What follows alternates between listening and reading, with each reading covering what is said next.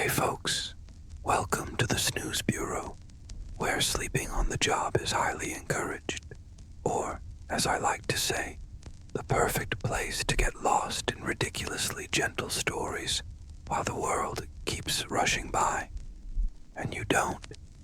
Tonight we're diving into a different kind of story. You've just been hired for a job that might make sense, or maybe not. Nobody really knows, but you said yes, mostly because the welcome email smelled like cookies and had a drawing of a bunny giving a high five to a bear.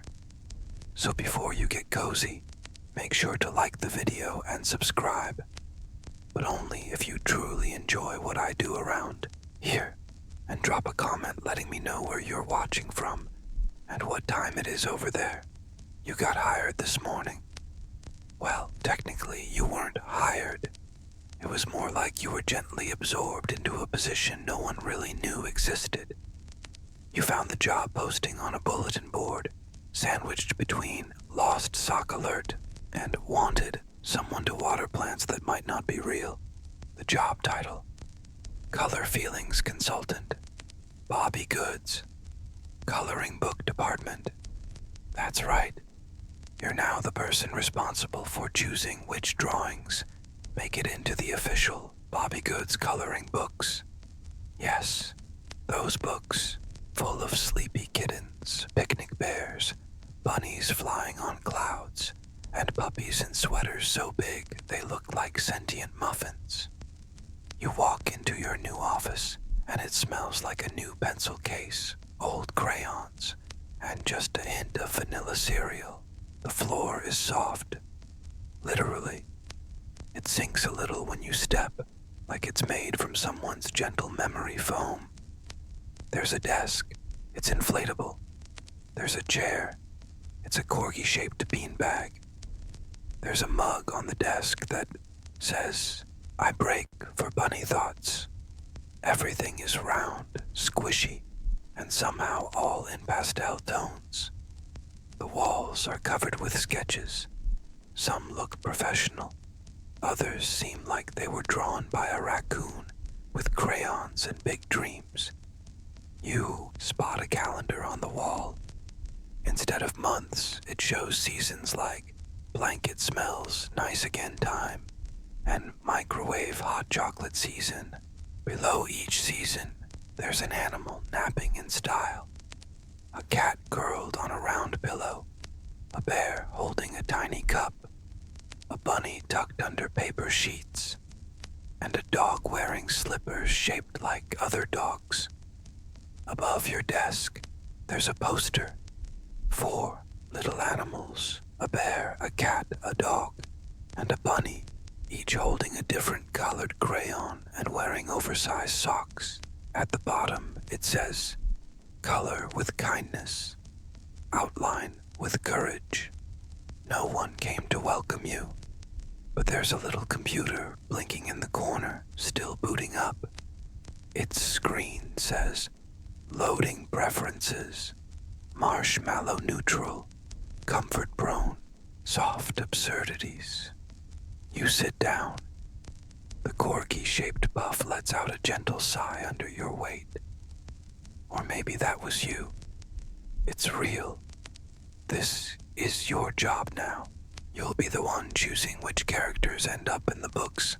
The kids, grown-ups, grandmas, and a few slightly overwhelmed souls will color late at night, with crayons that are way too short and hearts full of hope. In the back of the room, you hear a giggle. You turn around, but there's no one there. Just a breeze that smells like apple slices and eraser shavings. You're still not sure what you're supposed to do, but there's a pile of folders next to you labeled "To Review, the Cuteness Department," and on top of the stack, a drawing of a bunny brushing a bear's hair with a toothbrush that says "Soft Mode." Next to it, a smiley fish-shaped sticky note reads, "Unanimously approved by 3 sleepy kittens and a pug named Alcides. You blink, you smile, and you begin. You're not exactly sure where to start. The stack of folders in front of you seems to be organized by logic that only makes sense to clouds. Tabs read things like extra soft, accidental pastel, sounds we imagine, and one that just says too much cuddling with a tiny embroidered question mark. You pick up the first folder and open it with all the professionalism of someone who's never worked in a place where the employee handbook is written on candy wrappers. Inside, there's just one page. A colored pencil drawing shows a chubby puppy sleeping inside a teacup, wearing a mushroom hat. Behind him, a very serious striped cat is holding an umbrella covered in carrot prints, and in the lower corner of the page, almost hidden, a tiny white bunny seems to be napping inside a sock. You lean back on your corgi beanbag and let out a thoughtful the kind that says you're pretending to evaluate art for people who like coloring things that don't yell at them. There's a label in the corner of the page that says, Book 1, Theme, Gentlehead Bats for Sleepy Animals. You make a mental note. Fantastic title. Audience. Massive. Next to you, the computer lets out a sound like a satisfied sigh. It lights up on its own and opens a window titled Interactive Samples. Tap to test cuteness. Naturally, you tap. It's your job now. The screen shows a preview of how the drawing would look in the book. The lines soften digitally. When you swipe your finger across the image, the puppy in the teacup stretches and lets out a soundless yawn, with a caption that says, "Oh, you're not sure if this is genius, or just too dangerous for a world this tender." In the second folder, a drawing almost entirely in shades of lilac. A group of little bears dancing in circles, all wearing fuzzy slippers with ears. In the middle, a tiny cat holds a sign that says, "Nap party, bring your slowest pajamas." You start to laugh quietly, because what does a slow pajama even look like? You accept the question as part of your new routine. From the corner of the room, that sound like a tiny accordion trying to cough. You turn and see a cereal box-sized door is opened in the wall. A tiny train rolls out, very slowly, carrying more folders. Each train car has little ears, one shaped like a bunny, another like a sleeping cat, the third a puppy with its tongue out, and the last a bear with a polka dot bow tie. The train stops at your feet and rings a little bell. You feel watched, not in a scary way, more like 10 round, fuzzy, hopeful eyes are waiting for your opinion. You pick one of the new folders. The title, Book 2, Some Days We're All Just Pillows. You place the folder on your lap and think, yes, we are. And that's when you notice it. In the back of the room, between a crochet shelf and a lamp shaped like an ice cream cone, there's a tiny bed. And on it, a real bunny, or at least a very convincing one, is asleep, hugging a pillow shaped like a kitten. It doesn't move, but it also doesn't look fake. Maybe it's just decoration. Maybe it's your supervisor. You decide not to question it. With the new folder open, you see the next drawing.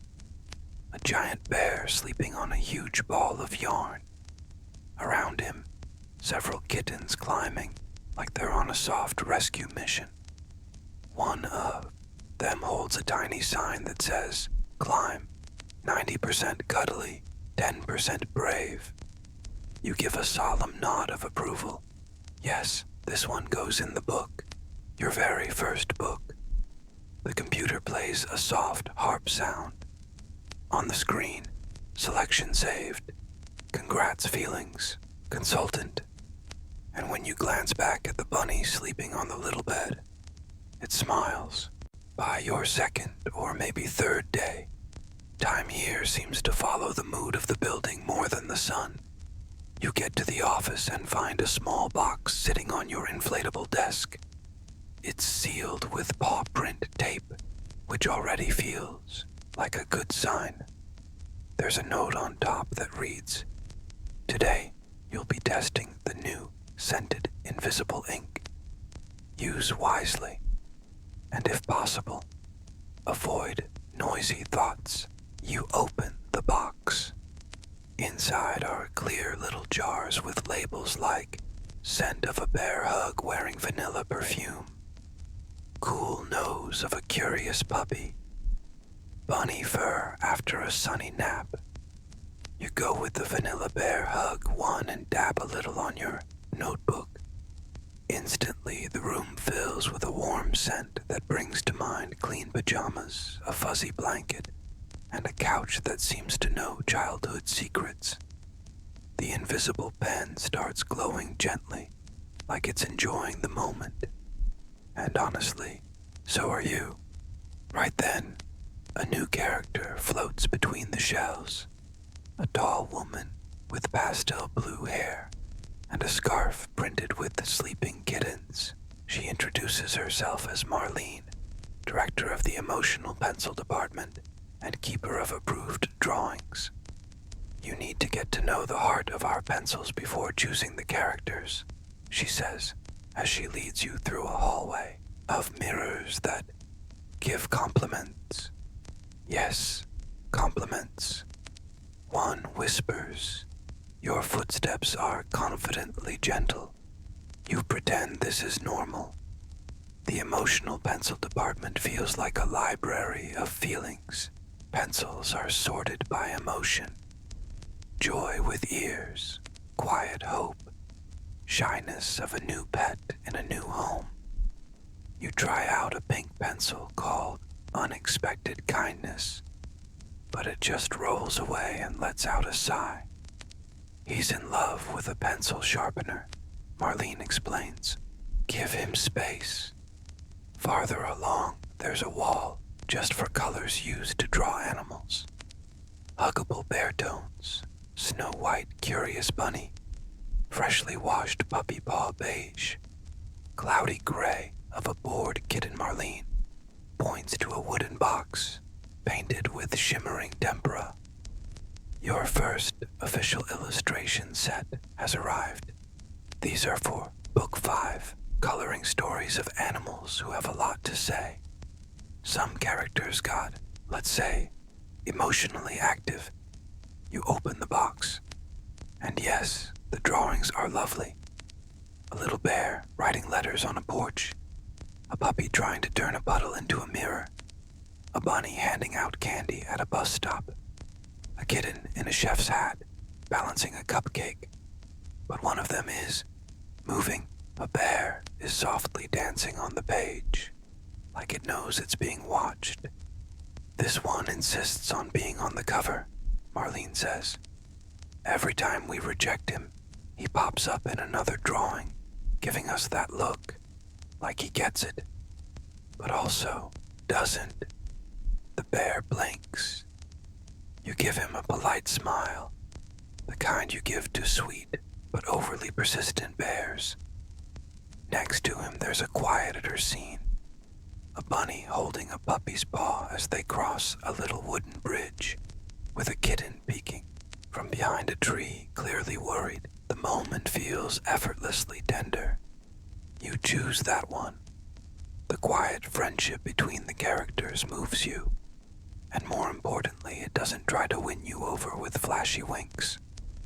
You use the invisible pen with the cool puppy nose, scent to approve it. The air picks up a soft, unexpected happiness. One of the pencils on the shelf gives a little shiver, maybe in support of your choice. "Good call," Marlene says. "That scene came from a real story we heard from a kid. They said the kitten got lost and the others helped him find his way home. And then they became best friends and opened a bakery. You laugh. She doesn't. She points to a wall and says, "Over there are the drawings that caused small emotional collapses in adults. You'll handle those later." You look and see a picture of a puppy with teary eyes holding a patched-up toy. "Not today," you say. "Today I just want bears having quiet breakfasts." Marlene smiles for the first time. "Knew you'd fit in here." Back at your inflatable desk, the blinking computer shows a gentle message. You're taking good care of the stories no one talks about. And you think, maybe this really is the most important job in the world, even if it involves love-struck pencils, dramatic bears, and invisible ink that smells like nostalgia. You get to the office early, or at least you think it's early since the hallway clock now shows little drawings of the seasons instead of actual time. Today it's pointing to spring that smells like pancakes. And honestly, that feels about right. As you walk in, your computer is already blinking with a message. Today's the day to visit the Department of Secondary Characters and Unofficial Animals. Bring an open mind and a cookie, if possible. You don't have a cookie, but you do have a strawberry gum in your pocket. You decide that's a fair symbolic substitute. The hallway leading to the department is lined with framed portraits. Only they change every time you walk by. 1 second, it's a squirrel in a lab coat. The next, a duck with a cane. And then, a marmot in sunglasses playing the saxophone. You start to realize, around here, consistency is a myth, but wonder is guaranteed. The department door opens on its own with a soft hiss, revealing a room that looks like a dreamy little art studio. Low tables with boxes of carrot-shaped colored pencils, shelves filled with files labeled things like kittens with secrets and bunnies who listen well. And in the center, a giant corkboard with hundreds of pinned drawings held up by golden pushpins. You're greeted by an older man with a white mustache and a pink apron. His name is Dom Firmino, and he's the head curator of all secondary characters and mascots who haven't yet earned their own book. "We work with the forgotten ones," he explains. "The quiet background friends, the emotional extras. Every one of them belongs in the Bobbie Goods world, even if they only show up in the corner of a page." He points out a few examples. A shy bear hiding behind a flower pot. At a picnic, a puppy holding a lantern in the bottom right of a camping scene. A little bunny reading, even when no one else is paying attention. "They're characters that live in the margins," he says. "And you, my friend, have been called to decide which one of them deserves the spotlight in our next collection." You walk closer to the corkboard. The drawings seem almost alive. A kitten with a pink nose lifts its paw as you approach, like it's whispering, "Notice me, please." A bear with a leaf on its head gives a small smile. A puppy is asleep on top of a newspaper with the headline, "Today might be a good day." You pick 3 to study more closely. Napoleon the cat, who always seems to be trying to figure out how a fan works. Mel the bunny, holding a basket of bread, with a look like she just heard the most beautiful story. Toto the pup, with huge, floppy ears and a letter in his paw. He shows up in lots of scenes, always looking straight at the camera, like he has something important to say. You carry the 3 drawings back to your desk, along with a tiny pot of invisible ink scented like Fresh sheets on a cloudy Sunday. Back at your inflatable workstation, you study their faces. The cat looks like a distracted philosopher. The bunny is so calm it makes you want to nap. And Toto, well, Toto looks like he knows everything. A kind of emotional mailman. You jot down invisible notes about how each could fit into a bigger story. Napoleon, the village fan manager who accidentally causes summer chaos. Mel, opening a bakery where the bread changes flavor depending on your mood. Toto, trying to deliver a letter, but always getting pulled into someone else's heart-to-heart. You chuckle, and your inflatable chair gives a little bounce, like it's laughing too. Right then, Dom Firmino returns, holding a tray of tea and tiny cakes. "Decision snack time," he says. "Have you picked a favorite?" You point at the 3 sketches. Can't choose just one. They sort of feel like they belong together. He smiles, clearly pleased. "Wonderful. I love when instinct wins over logic. We'll develop them as a trio. Maybe call them the Page 7 Neighbors. We'll see." As you sip tea that tastes like a warm memory, you realize that this might be one of the most important decisions of your day, giving space to characters who almost go unnoticed, but who make the story feel softer and more complete. And when you return to your little magic notepad to write everything down, your invisible pen begins to dance across the page on its own. On the wall, your blinking computer shows a new message. Big stories often start with small steps or little pause, and you think, maybe this job is starting to make sense, or at the very least, it's starting to hug your soul a little. When you get to the office today, you find your inflatable desk decorated with a banner that reads, "Congrats on the promotion, even if no one told you yet." Your blinking computer is showing fireworks in the shape of bouncing kittens, and your pencil holder is wearing a tiny party hat. You blink twice, then a third time just to be sure, and finally walk over. A note is waiting for you beside your tea mug, which today looks like a tree trunk with a tiny bird sleeping inside. "Congratulations, you've been promoted to Cloud Curator. Unpaid but highly dreamy. Please report immediately to the Paintable Skies balcony."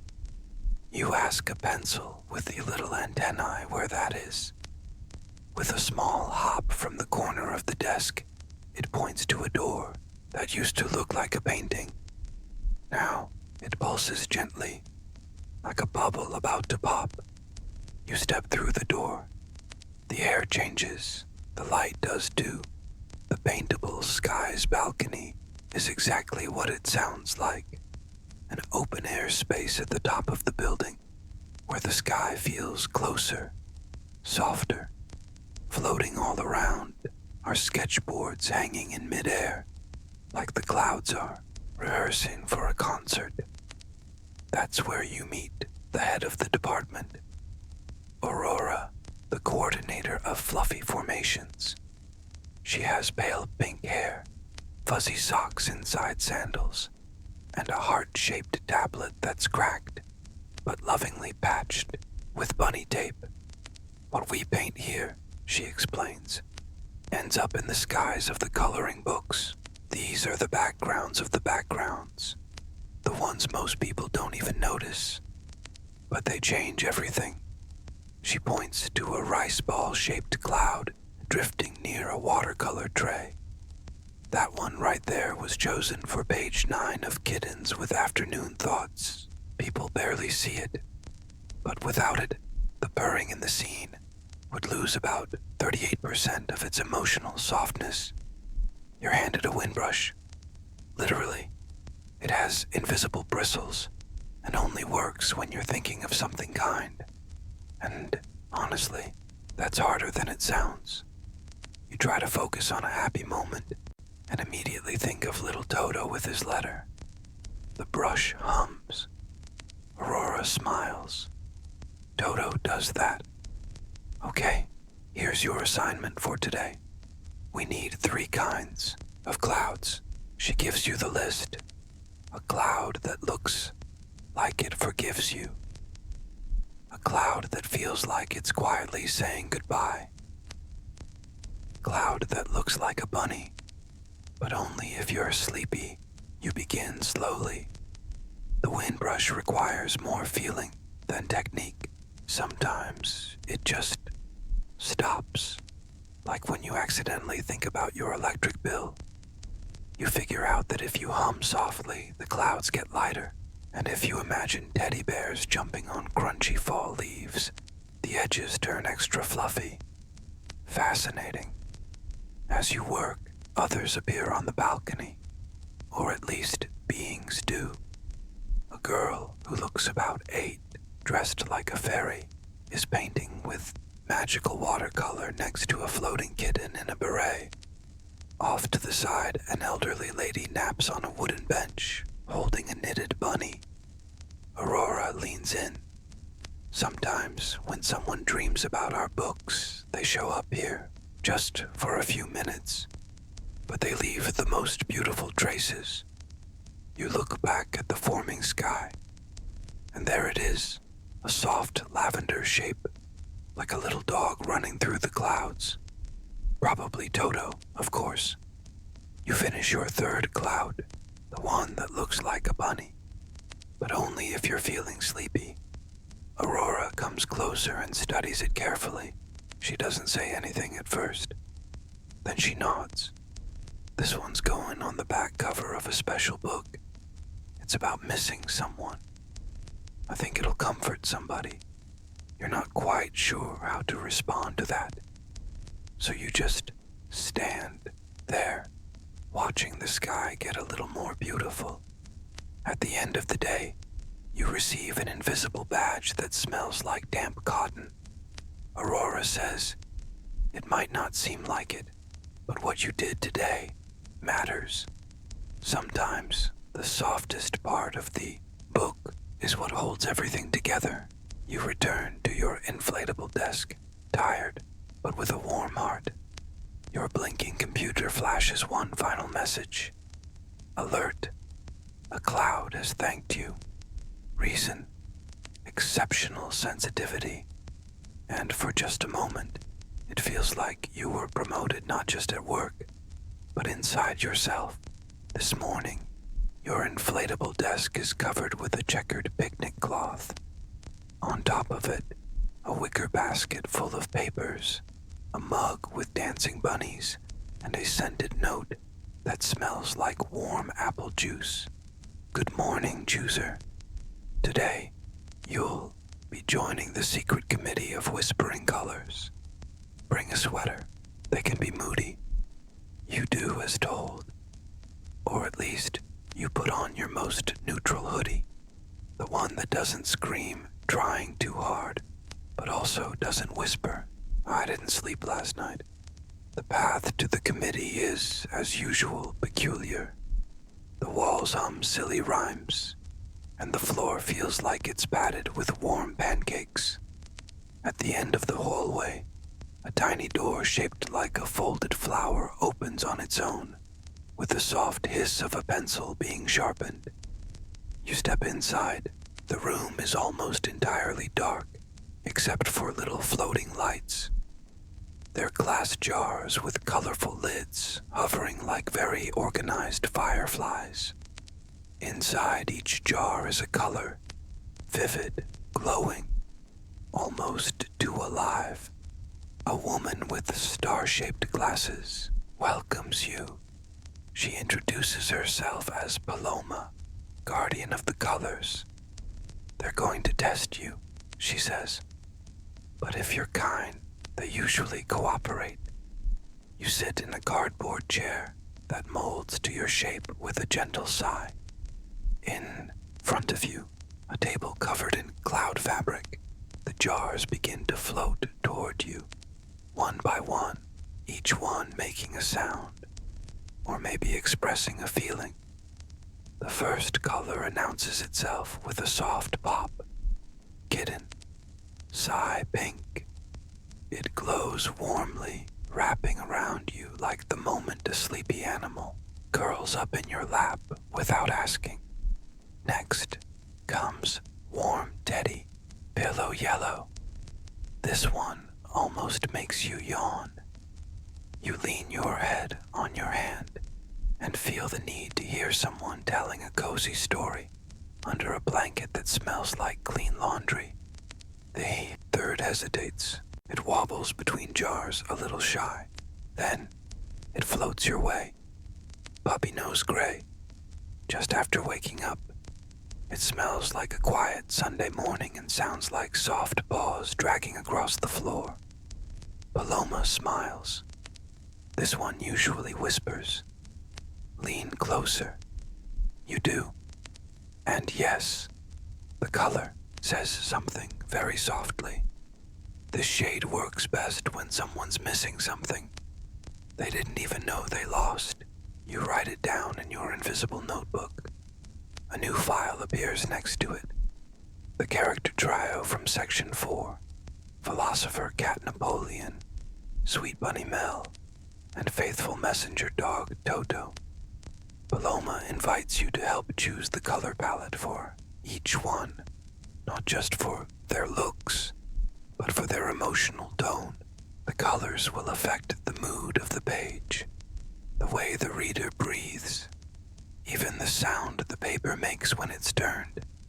You think, for Napoleon, the thoughtful cat, Grandpa Sock Blue, please, Lazy Afternoon, Gray for Mel, the gentle bunny, Peachy Doll, Eyelash, Plus, Coconut, Ice Cream, White.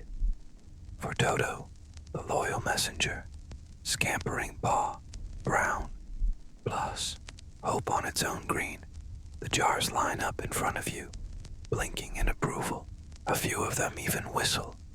Or maybe that was just a tiny sneeze. Colors are mysterious. Paloma steps forward with a golden seal shaped like a bone. Good choices, she says. That combo will be used in the reunion page.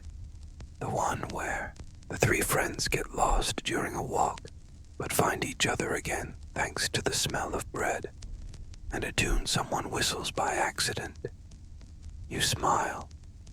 You didn't know that part of the story, but somehow it makes perfect sense. You say goodbye to the committee. On your way out, one color follows you, a calm thought lavender, and settles quietly on the edge of your hoodie like it wants to stay close. Back at your inflatable desk, there's a new note waiting. Well done. One of the colors wrote a poem about you. It'll be read at the next pigment assembly.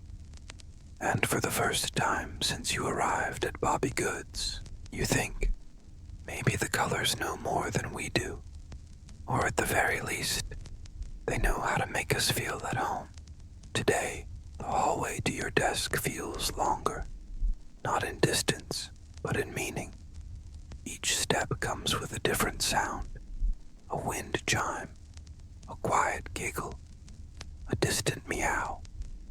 Halfway there, you pass an open door and a warm cinnamon smell. The kind with a story behind it floats out. And then you see it. The tea cart is back. It only shows up on very specific days. They say it comes when someone is about to make a decision that could deeply affect the cuteness of a coloring book. And today, that someone is you.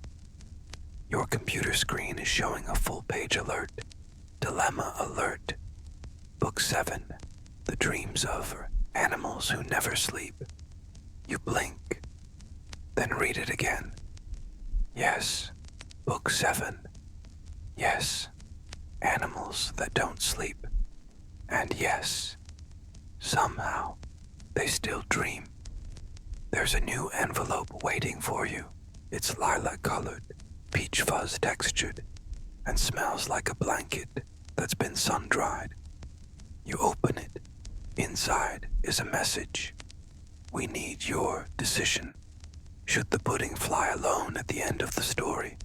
Or should it fly with a bunny who believes in reverse gravity? You pause, look at the screen, then look again. You don't even remember any pudding in this story. But that's fine. Things like this happen around here. The phone, the one that only rings when someone's thinking too loudly, goes off. "It's me, the coordinator of gentle coherence," says a cheerful voice, just calling to let you know that yes, the pudding is now part of the story. And yes, it already signed the contract. You thank her and hang up without asking any more questions. The truth is, Book 7 is built around one very specific theme: animals that never sleep, but still dream the most ridiculous dreams. The kind of dreams that happen when your body's awake, but your mind has already gone to nap in a hammock made of sweet words. The main characters are Mauro the bear, who works as a dream guard, even though he's never had one himself. Ruma the kitten, who believes every page is a blank bed. Tim Tim the puppy, who collects naps he never actually takes.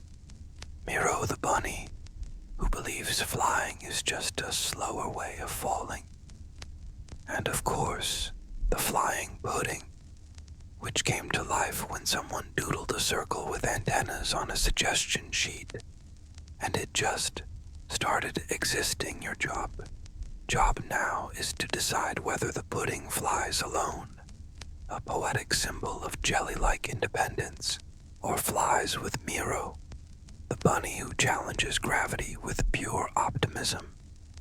You call a meeting of the main character committee, which is made up of 3 armchairs that change shape depending on the meeting's mood, and begin reviewing the drawings. The pudding has very large eyes, the kind of eyes that seem to understand too much.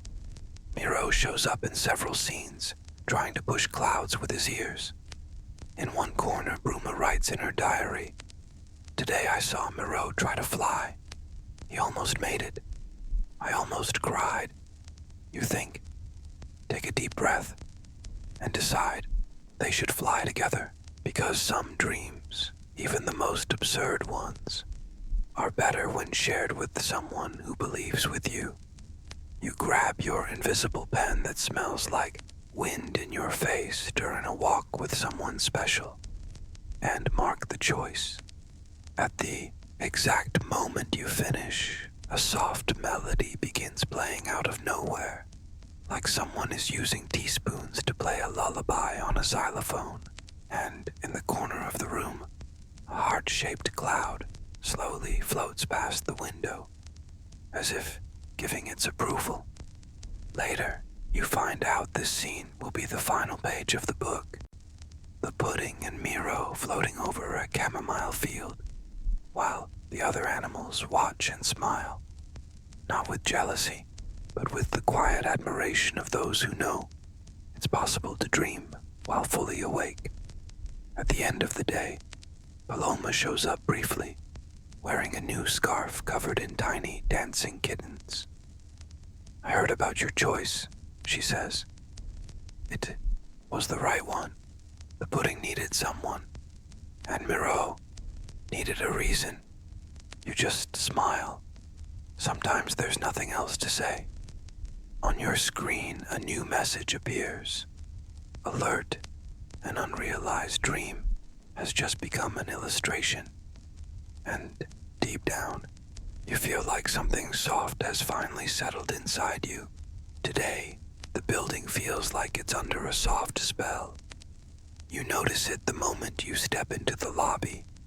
The receptionist is floating about 2 inches above her chair, filling out forms with a pencil that twirls on its own. And there's music playing in the background, something between a harp and a cat purring in C major. You head straight to your inflatable desk, where you find a new task waiting. Review the behavior of the sentimental recycled paper. Some of them didn't respond well to the latest illustrations. Next to the note, there's a box of recycled paper sheets quietly trembling, like it's trying not to cry. You've heard about this before. Sentimental paper is made from scraps of abandoned books, half-written diaries, and unsent letters. It holds emotional memory, and sometimes it just feels too much. You gently open the box. Inside, piles of pages with tiny faces drawn in the bottom corners. Apparently, just to give the drama a human touch. Each page belongs to the new coloring project, Little Adventures with Forgetful Bears. You begin flipping through. The drawings are adorable. One bear trying to remember where he put his bubble wand. Another who forgot he was holding an umbrella and gets delighted all over again when he finds it. And a third who forgets how to walk. So he decides to dance instead. But as you turn the pages, the paper reacts. Some sheets wrinkle up like they're cringing from embarrassment. Others go limp, like they just need to lie down and cry for a bit. You whisper, "Hey, it's okay. These are just stories." One sheet slowly smooths itself out. Another one lets out a soft rustling noise. Something like a sigh of relief. That's when Zuka walks in, the head of the emotional support department for graphic materials. She's tiny, wears live bunny slippers, yes really, and carries an elephant-shaped watering can. They absorb everything, she explains while gently misting the pages with emotional lavender spray. Especially when the characters are vulnerable. Forgetful bears hit the paper right in the memory. You decide to make a few small changes to the illustrations. You add shy smiles, tiny hearts popping out of pockets, glances exchanged between the characters, as if even when they forget things, the bears still remember the most important part. They're together. Little by little, the paper calms down. One sheet even folds itself into a paper airplane and flies for a few seconds before landing softly, looking proud.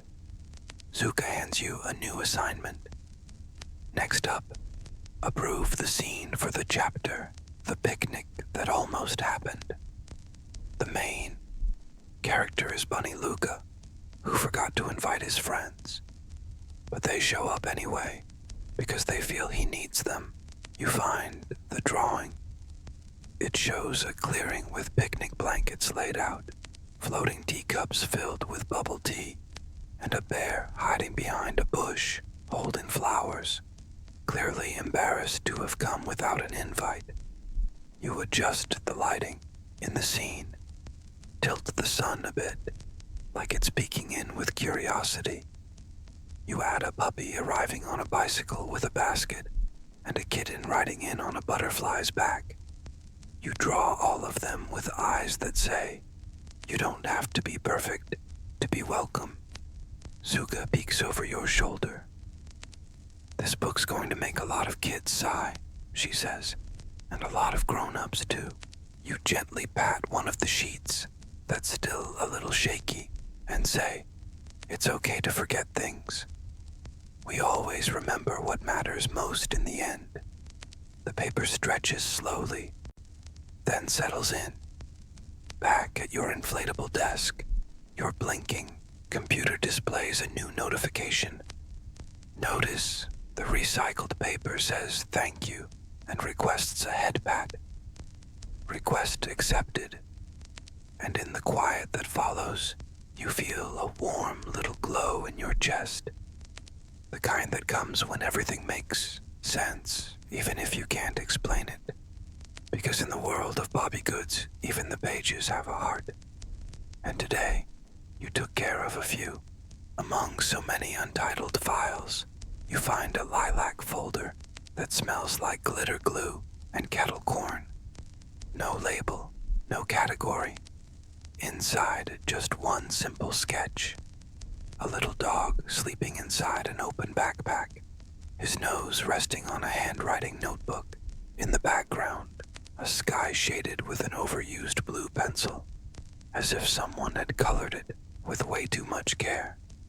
You pause, not because it's technically impressive, but because it looks exactly like something you would have drawn as a kid.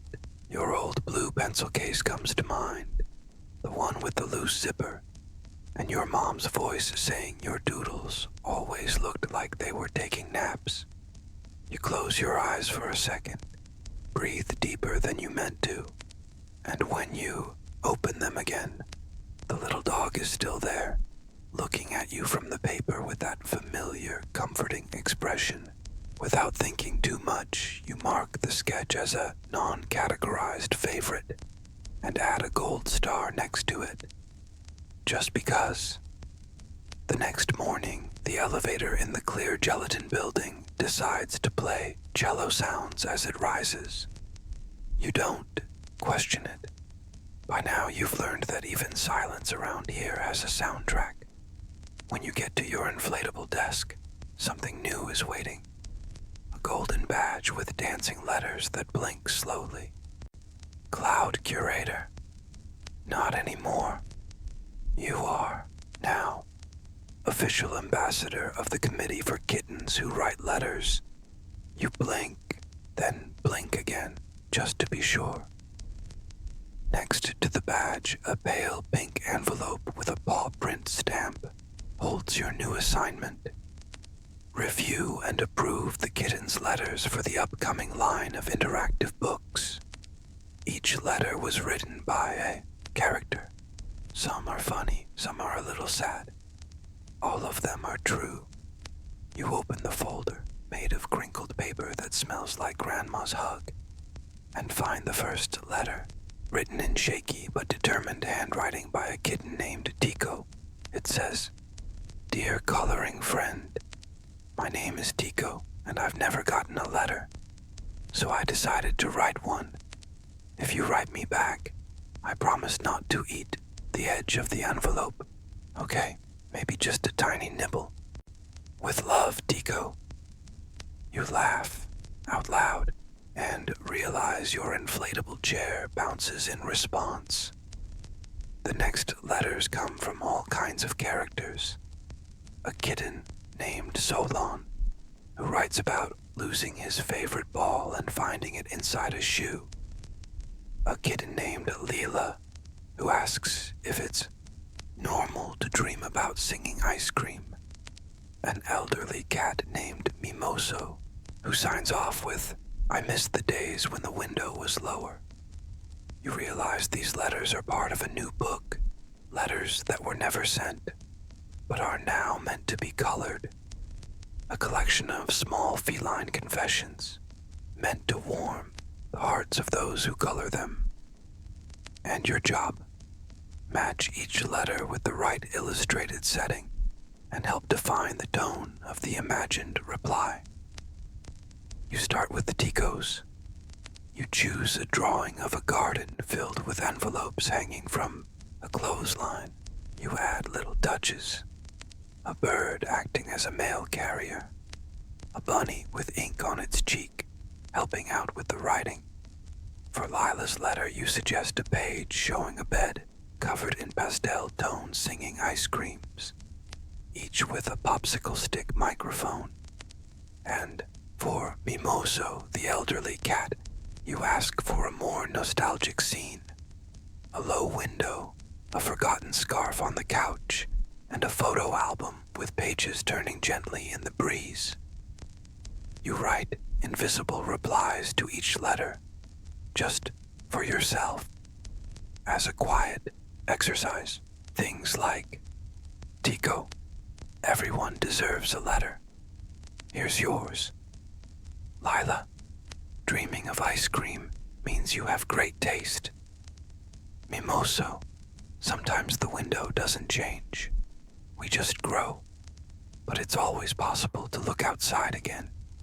Zuka, shows up at your office door with a tray of muffins that seem to sigh softly.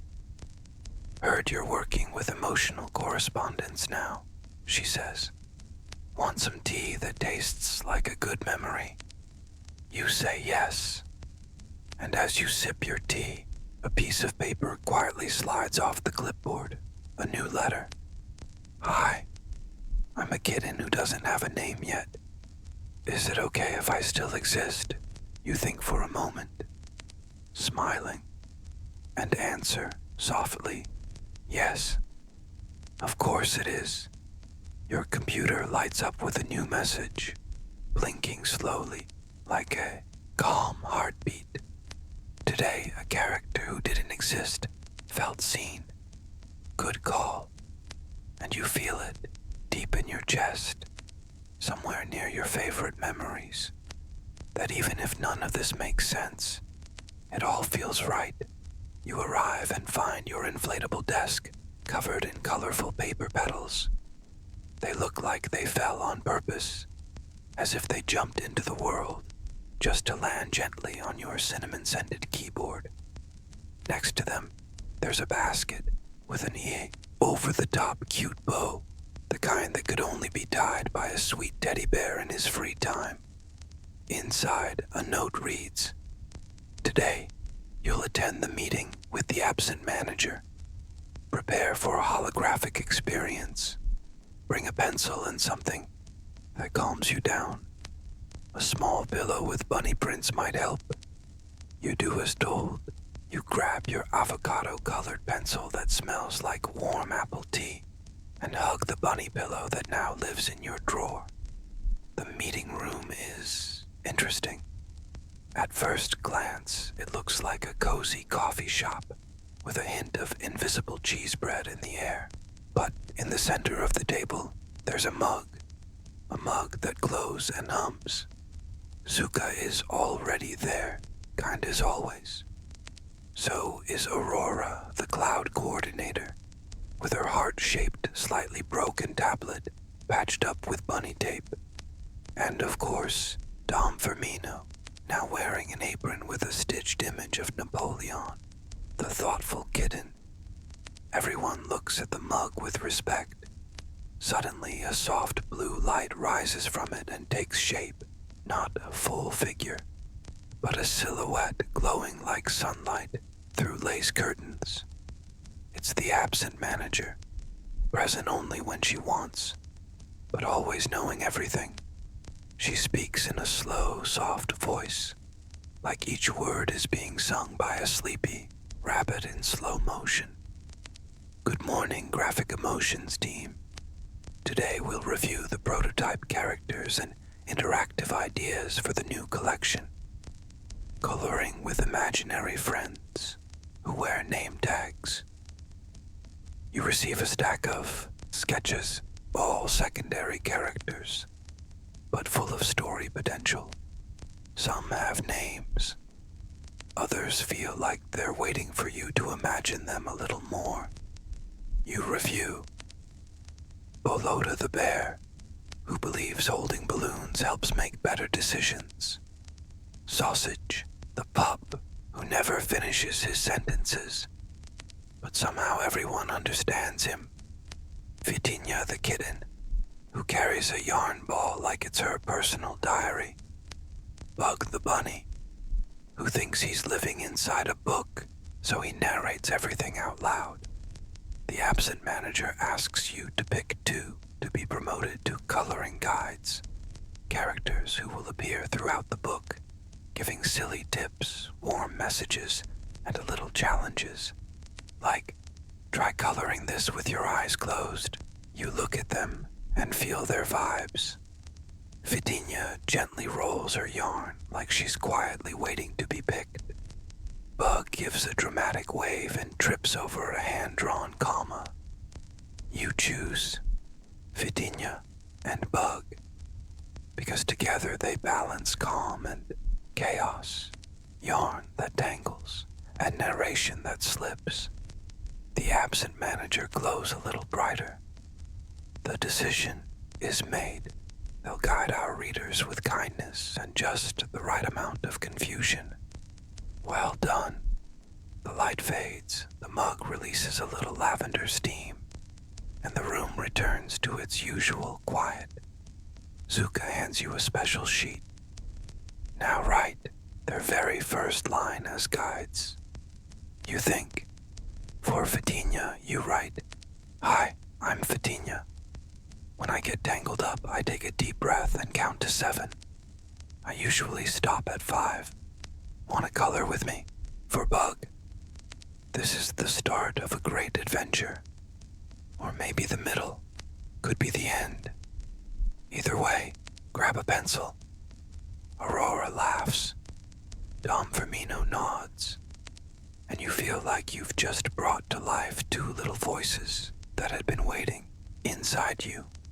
Back at your inflatable desk, the bunny pillow feels a little softer than before. Your blinking computer screen displays, "Update. 2 new imaginary friends just got their name tags. You're responsible. Congratulations." And that's when you realize sometimes all it takes for someone to exist is to be chosen with love. Today, the office feels quiet, but in a different way. Not like a Sunday morning quiet. More like the kind of quiet that shows up right before something slightly unexpected happens. Like when a cat stares at an empty corner of the wall and you start wondering if the corner is staring back. On your inflatable desk, there's a mint green envelope with a polka dot stamp. The paper feels like a baby blanket and smells like shy marshmallows. Urgent summons. Pillow Court. You've been accused of approving 27 nearly identical drawings of unicorns. Please report immediately to the Auditorium of Artistic Misunderstandings. You frown. You don't remember approving unicorns, let alone 27 versions of the same one. But around here, memories aren't always reliable, especially when magical creatures with dramatic tendencies are involved. You follow a trail of colorful paw prints until you reach the auditorium. The room is filled with pillows stacked like stadium seats. Some have little eyes sewn onto them. Others whisper opinions. At the center, there's a stage with 3 armchairs, currently occupied by an elderly woman with cloud-shaped hair and a sweater covered in cats, a very serious teddy bear wearing round glasses, a sock bunny with a permanently confused expression. They are the court. Next to you, there's a table stacked with the unicorn drawings. Smiling unicorns, blinking, jumping, floating, eating, cupcakes, wearing socks, wearing 2 socks on the same hoof, and one just existing in an empty field. The cloud-haired woman speaks first. Do you have anything to say before we begin the emotional and aesthetic review of the drawings? You clear your throat. If I did approve 27 similar unicorns, well, maybe I was just looking for subtle variations of joy. The teddy bear takes notes. The sock bunny yawns. The review begins. Each drawing is shown on a floating screen. The pillow audience sighs, whispers, and in one case, purrs. In your defense, you say, maybe these drawings are part of a concept series called The Consistency of Enchantment. Or maybe the unicorns are magical twins. Or maybe they just looked so happy you didn't want to change a thing. The teddy bear considers. The woman looks at the bunny. The bunny stares at a cookie and quietly starts to cry. Finally, the verdict. You're cleared. With one recommendation. Add emotional variety. Try expressions like shy little unicorn, daydreaming unicorn, and unicorn who forgot the reason for the party. You nod, and you're released with a badge that says, in charge of gentle happiness. As you leave the auditorium, you see Fitinia and Bug, your newly promoted coloring guides, waiting for you. Fitinia is knitting a tiny scarf for a pencil. Bug is narrating the scene. The hero returns, slightly confused but cleared. The audience, invisible but alert, breathes a quiet sigh of relief. Back at your desk, there's a box full of unicorn stickers. You decide to use them to decorate the envelopes of your reply letters. Because joy, even repeated, is still joy. Your screen flashes. Alert resolved. Unicorns reassigned to the Department of Ongoing Smiles. You've been promoted to consultant of redundant enchantment. You smile, and for the first time in a while, you don't mind doing the same thing again, if it's still beautiful. When you arrive at the office today, you find a fruit basket on your inflatable desk. But they're not real fruits. They're paper fruits. Some look half-bitten. Others have smiley faces. There's a note attached. Congrats on your recognition at the Pillow Court. As a reward, you'll receive a new challenge. Illustrate an idea that hadn't been thought of yet. You scratch your head. How do you draw an idea that doesn't exist? Next to the note, there's a sheet of paper folded 3 times. Inside, the mission description. We're working on a special coloring book for the global campaign, Draw a Kinder World. We need an image that shows this concept. No words, no obvious setting. And with Bobbie Goods characters, one important rule. The drawing has to be done by accident. You read that last part again.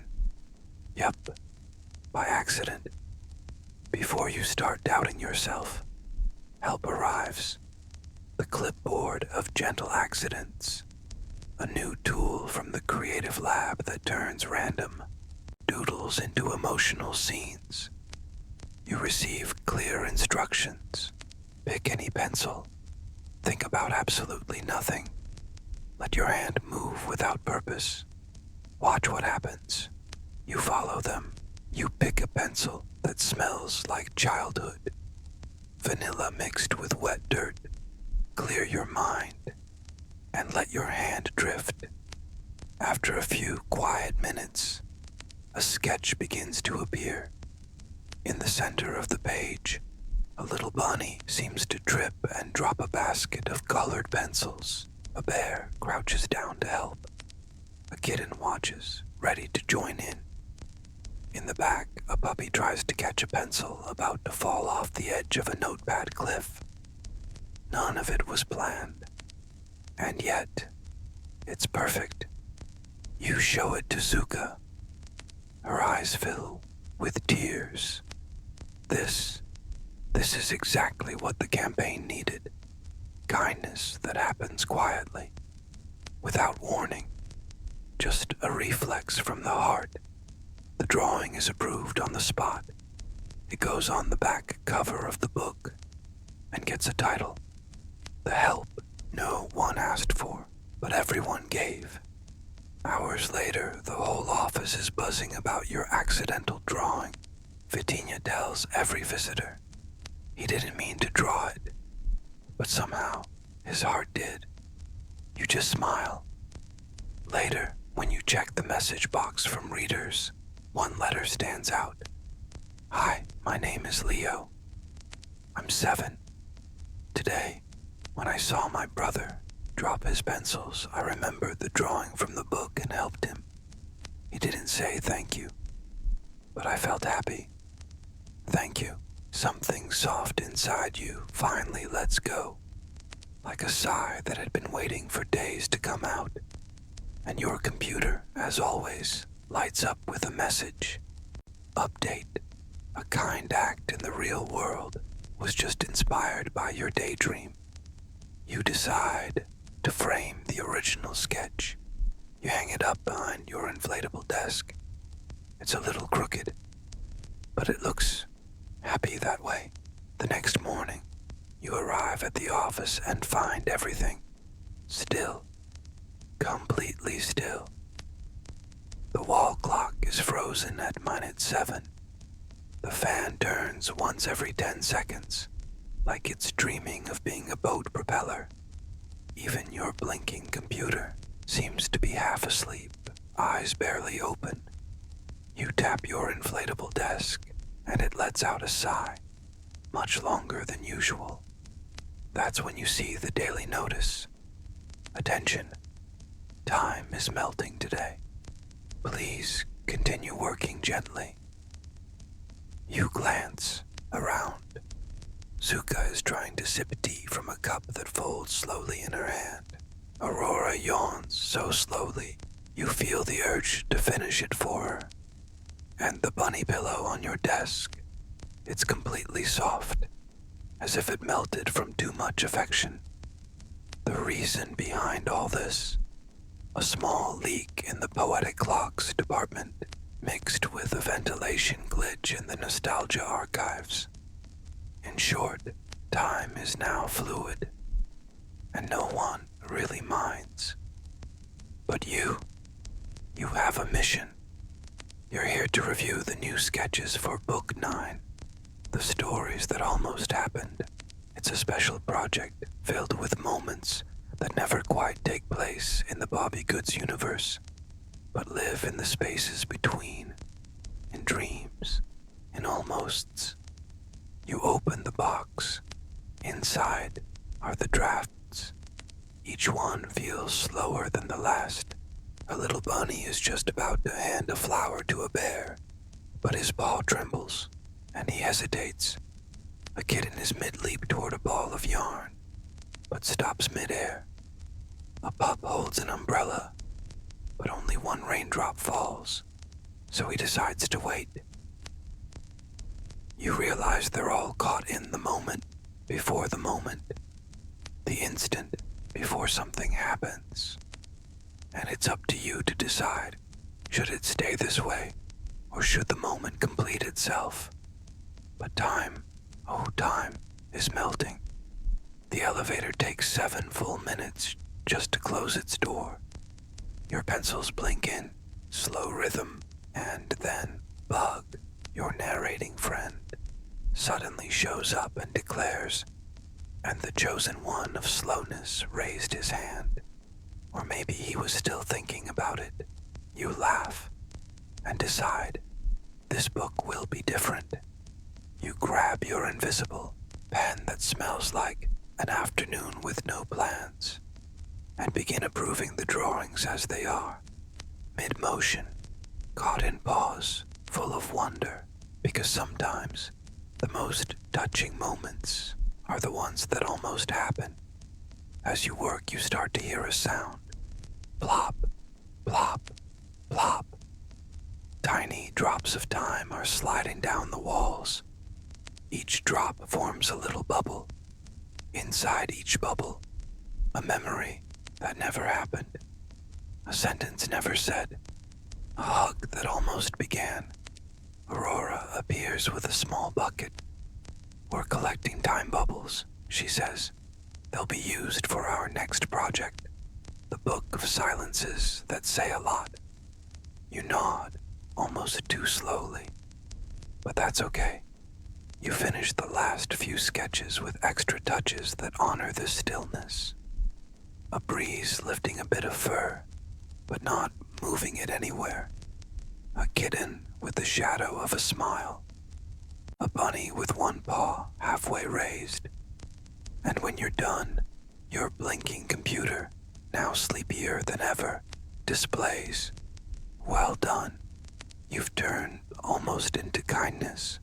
Zuka walks past the doorway, moving in slow motion, and whispers, do you feel it?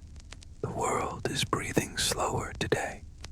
And you do feel it, because not everything needs to rush.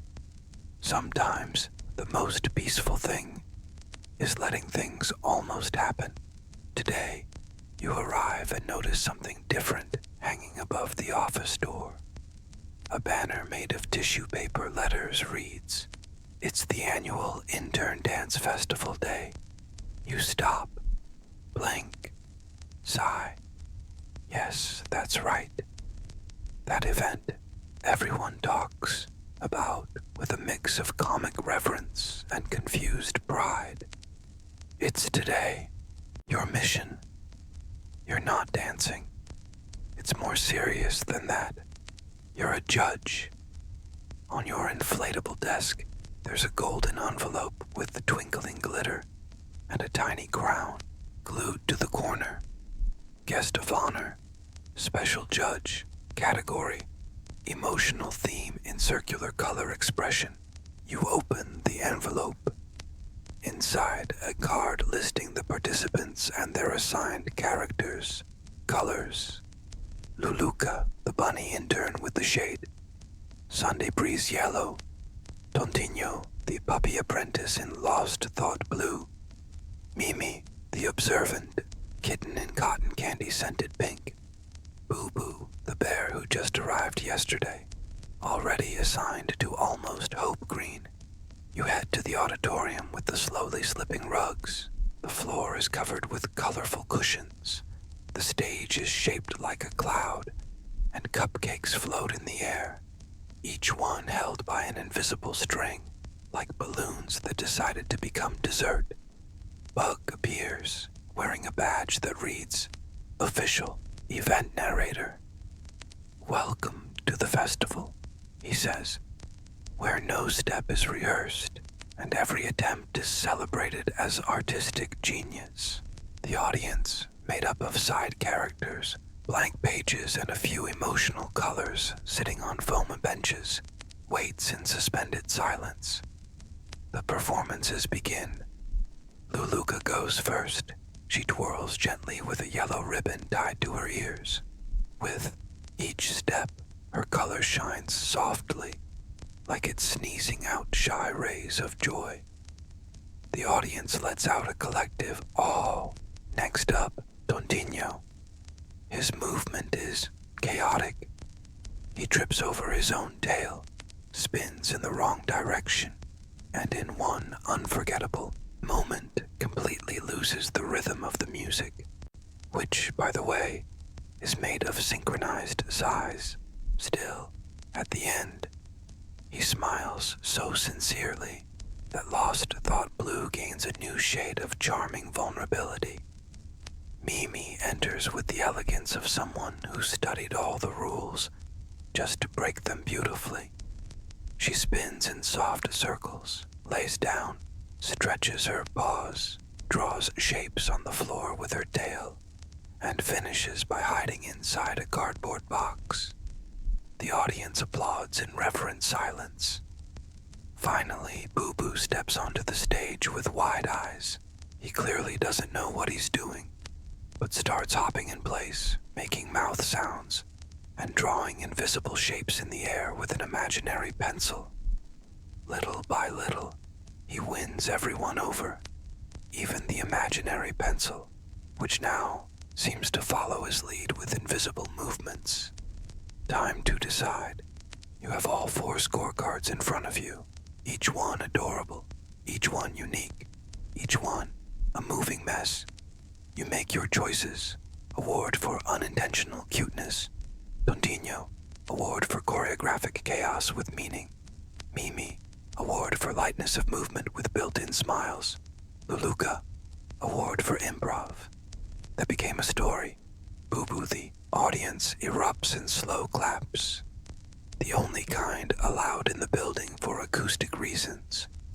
At the end, each intern receives a giant sticker of their own face, drawn by Bug, and a group hug organized by Zuka, who hands out cloud juice and paw-shaped cookies.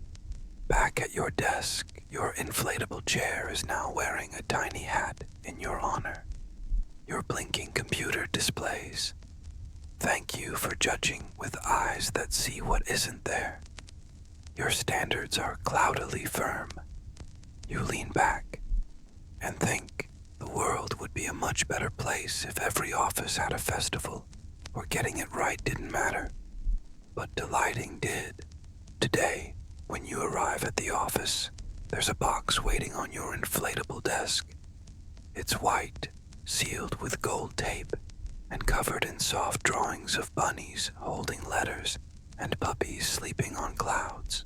There's a scent you don't recognize right away, something between the pages of an old book and a slice of cake that someone cut with too much care.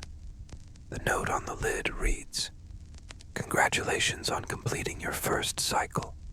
This box holds drawings you don't remember making, but somehow they're yours. Maybe more than yours." You open it gently. Inside, dozens of pages. Some feel familiar, others completely new. On one, the little bunny Miro watches a balloon that seems full of secrets. On another, the puppy Toto is on a balcony, handing a letter to an envelope shaped like a bear. There's a scene with the kitten Fitinia tangled in yarn, looking straight at you as if to say, "You remembered, didn't you?" You feel a quiet warmth grow in your chest, like looking at childhood photos, even if you know you weren't the one in them. At the bottom of the box, there's a beige envelope with a silver border. Inside, an invitation. You're officially invited to go beyond the paper. Come visit the living paper room. Follow the footprints. You stand up and notice the floor is now covered with little chalk-drawn footprints, bunny tracks, tiny paw prints, marks from creatures that could only exist in bedtime stories. You follow them. The hallway changes as you walk. The walls grow softer. The light dims. There's music, but more like a feeling than a sound. And at the end of the hallway, there's a door, or rather, a curtain made of stitched together pages. You step through. The living paper room is part library, part garden, part hug. The walls are made of handwritten sheets.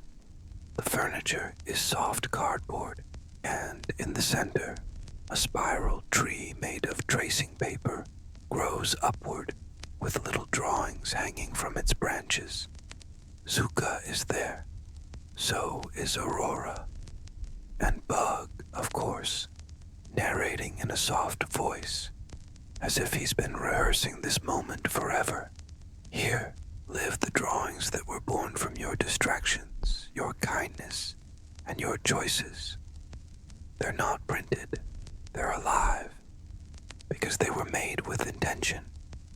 Even when you didn't notice, you walk through the branches and see scenes that haven't happened yet. One page shows a teddy bear hugging a star. Another, a bunny teaching a pencil how to draw on its own.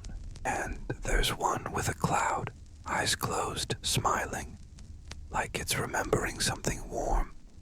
You sit on the floor, just watching and breathing. Zuka hands you one last envelope. It's your final badge. It doesn't say your name, just your role. You open it. Inside, only one word, keeper. The blinking computer isn't there, but even so, you hear it, as if whispering. You took good care, and that's enough. You close your eyes, and for a moment, everything is still. Nothing needs to be done. Nothing needs to be explained, only felt. And now that everything has come to an end, you can let your shoulders drop. Let go of the air. Let go of the rush. Let the images keep dancing slowly in your mind. Like that moment with the little dog and the bunny crossing the wooden bridge, with the curious kitten just behind. Or the teddy bear with a letter he didn't have the courage to deliver, but you helped find where it belonged. Maybe you'll remember the slow dance of time, or the moment a piece of paper asked for a gentle pat. Maybe you'll think of the flying pudding, or the color that whispered compliments while trying to hide. Or maybe maybe you'll just remember the feeling of being in a place where things didn't need to make sense to make you feel good. Right now, as the night stretches quietly outside your window, there's a blank page waiting for the next doodle, but that can wait. For now, all you need is to close your eyes, let your body sink a little deeper, let your breath match the rhythm of calm, and imagine you're floating on a pillow made from all the stories that almost happened. You are safe, you matter, and in a quiet, gentle way, you're part of this world, made of soft paper and kindness. Good night, and may your dreams smell like sun-warmed bunnies and sound like pencils sketching slowly. End of script. Sweet dreams.